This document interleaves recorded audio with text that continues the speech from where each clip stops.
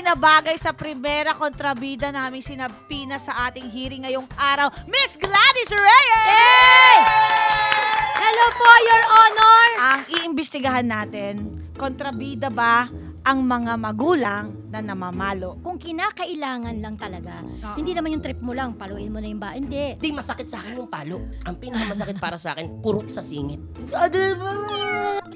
O napalo din ako. Pero lumaki akong madiskarte. Ang ginawa ko, nag-ipon ako, pinaputulan ko yung mga pantalon kong maong, ginawa kong mahabang short. So pag pinapalo ako, nahasa din ako sa acting. Kunyari masakit. Pero hindi na. Alam niyo po kung bakit paulit-ulit ang nanay? Kasi nakikita namin, hindi niyo naman kami pinakikinggan, hindi niyo ginagawa eh. Ang galing! Sinabi sa akin ng mama ko yan. Grabe ka naman! Napakahirap ng parenting sa panahon ngayon kumpara noon. Alam mo, isa pa sa naging dilema ko dahil mga Inglesero yung mga bata. Yes, One time umakit na hagdan si Christoph. Christoph, ikinukonstruct ko pa yung English ko, nakaalis na. Nag-away kami nung pangalawa ko.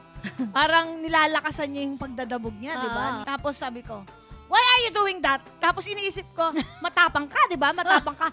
Are you brave? Are you brave? Parang ang ganda. Parang ang ganda pakinggan. Ang ginawa ko po ngayon, di naman ako nagsasalita. Maganda yung tip mo para sa mga nanonood sa atin. May mga batang mas effective sa kanila yung silent treatment. Oo, ang tawag doon pag hindi ka nagsasalita, Papa don't breathe. Sa parenting, kami ni Christopher, hanggat maaari iiwasan namin yung bad cop, good cop. Kontrabida na nga ako sa TV, tsaka sa pelikula. Redundant naman! Hearing na! Podcast pa! Your Honor! Ate, ilan na ba ang nasampal mo na artista? Teka lang, Vice Chair, gusto mo bang ma-experience? Sige po, papayag po ako.